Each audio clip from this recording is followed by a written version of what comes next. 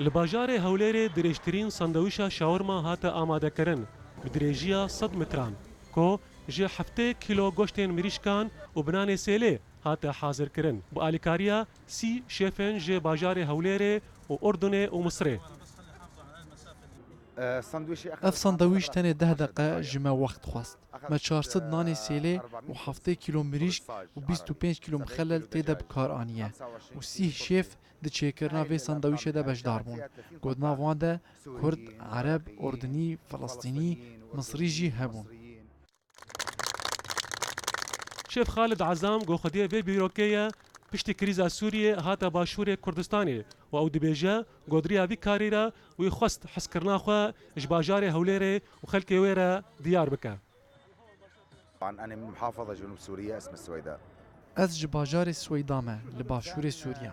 گلک کسان جمره بحثا کردستانی کرن و گوتن او ولاتی که خوشه و بإذن خوده و پیشکفتی به و سرکفتی به و پیش روجاوی هیا. من جی خواست که از بشداریه دوی ولاتی ده بکم.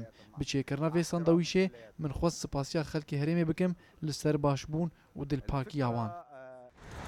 kesên beşdarê vê merasîmê bi giringî ev gavahanê wesif kirin û kesên amadekar jî gotin ku ev sandwîşa şawerma wê li penaberan bêv belav kirin.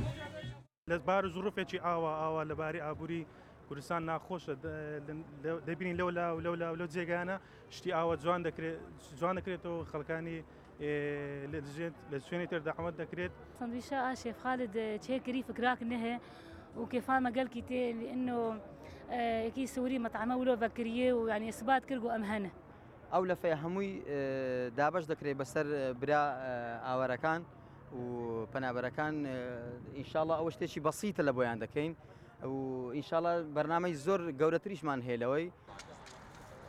درێژترین ساندویشا شاورما li Misrê hatibû hazirkirin bi dirêjiya 23 metran. Lê ev sandwîşa ku li bajarê Hewlêrê hatiye hazirkirin dirêjbûna wî na 100 metro ye. Tevî wilo jî ew derbasî pertûka Guinness nebû. Li ser destê şêfekî ji Sûriyê û karsazek ji Herêma Kurdistanê dirêjtirîn sandwîşa şawerma hate amadekirin.